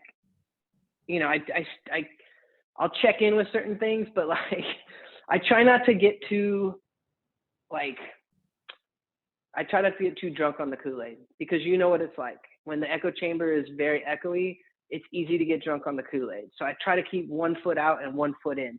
And so with that said, maybe that's a very vague answer, but like, yeah, I kind of Russian roulette podcasts, and sometimes I even like to listen to people I don't like, just because it gives me ideas of like why, like it helps me reaffirm of why my opinion is what it is on something. You know what I mean? Like sometimes people that you don't like what they're saying, and so I kind of tend to gravitate to that. But quite honestly, where I find my zen is I just keep buying dips, and I literally listen to Audible, and I listen to like fiction books. I just try to stay away from the bullshit and I get on Twitter a little bit, and I'll scream into a Twitter thread. But for the most part, dude, like I really lately I've tried to stay out of the echo chamber, just because I feel like it's like I don't want to ride every bump and fart of Bitcoin. Like I want to just watch it and sit on my hill and go, practice bow hunting, practice shooting guns, like focus on that, because I know that what happens is like in a bull market, we're all like, every day it's like we're going up 1,000, we're going up 2,000, then we're dropping 5,000, then we're going up 6,000. It's like you can get so caught up in that every day that it's like and that's so unhealthy for your nervous system. Is what I'm trying to say, and especially when it goes in reverse. When it goes reverse, it's like even more hard on your nervous system because it just hurts your heart. So I guess what I'm trying to say is like I try to moderate that, and I encourage. I tell people this. It's like my hyper political friends. I tell them, I'm like, you need to fucking turn that shit off. Like, just like I tell my Bitcoin friends, you need to fucking like get away from all that shit and go do things that you love to do, because like at the end of the day, it's cool to do it. It's cool to be involved. I mean, I write, I still do interviews for Citadel 21, and I still network with the people that I network with, and I talk with them every day. That doesn't mean I'm not like focused on Bitcoin. It's just I try not to ride the bumps and farts of Bitcoin, because like, dude, it's unhealthy. It's so unhealthy for us. I mean, I love Bitcoin, but like, dude, like I know for me, like, stress is a gnarly thing, and people don't realize that Bitcoin is very stressful, especially for a lot of new people in the game, because they've got so much invested, like, maybe they've never invested. So like learning to live with invested money in a volatile asset it takes time to develop that, and that takes a lot of toll on your nervous system, and that will affect every aspect of your life. Like if Bitcoin is mooning and doing great, you're going to be nice to everybody, you're going to be like high-fiving people. But when it's doing really shitty and that's where your emotions are attached to, I mean, you're going to be a dick to everyone around you, your wife, your kid, your dog, whatever, your girlfriend. So my point is like, for me, I try to take a measured approach and kind of like try to not get too close to it, because I know myself. For me, if I do that, like it's gonna just, it's not healthy. So I hope that, I mean, some people love it. For me, I need a little break from it. No, I completely agree. It's you don't need to live in the Twitter metaverse or get all caught up in it and live in the metaverse of it all. Just kind of making fun of the meta and all that. But no, I know. I actually, what you just said though, like it's really easy to do that. Like when I'm on the road, because my wife likes to road trip a lot. And so when she's driving and I'm stuck in the back of the car, we're doing like 12 hours on the road, I find myself, I start arguing with people on Twitter. I start getting into these fucking spats with these idiots, and it's because I'm bored. Yeah. You know what I mean? And then I get to somewhere where I have a lot of shit going on, and I'm like, I'm not doing that. And so like, and I see myself, I'm like, dude, you're just wasting your time and you're making yourself mad. Like, so that's where I've learned to kind of disconnect. And I just like, I like to listen to stuff. I like to listen to like, I don't know, bow hunting freaking podcasts or like stuff on weird shit that I'm into, rabbit hole shit, other rabbit holes. And I find that like, I'm really into reading fiction series. I don't know why. I just love, not like science fiction, but like, I don't know. I just love action adventure fiction. And so like, I like people binge watch freaking Netflix. I freaking binge freaking listen to series of books. Drives my wife crazy. But I find my like, I don't know, like that's where I chill out. Like I go fucking work out. I'll go shoot my bow. I'll go shoot guns, and I'll just listen to books. And, it's like, that's where I find my happy space. And so I don't know. I think for a lot of people, I mean, I see it. I like, I'll just pull one example, like Dieter right now, the price is in the shitter, and I just watch him. He's just so pissed off. And I'm like, dude, like take a break, dude. Like, it's not worth it, dude. Like, you're like getting so worked up over this, and you're like getting into fights with people. It's like, how is that healthy for you? It's not. And he knows it, but you know what I mean? So anyway, yeah. Yeah, we've been going a long time, dude. I like I said, I don't like to do these that much, but I appreciate that you gave me this opportunity to shoot the shit with you. No, pleasure's all mine. So thanks once again. If someone wants to learn more about you or anything else you want to support or show, where can they find you? Dude, like, I don't know. I don't really have anything to shill, so you can just find me at, I guess, Pirate Beachbum too. I probably offend you with whatever I say. I just kind of use Twitter as my venting place to post shit. And I don't know, I'm not here to sell shit. So what you get from me is who I am. And I'm not trying to, if I offend you, I apologize. I'm not perfect, but at the end of the day, I'm not here for you. I'm here for me. Thanks. I really appreciate it, Pirate Beachbum. It's great having you on the episode. Everyone, I'll catch you next week. Have a good one. Bye.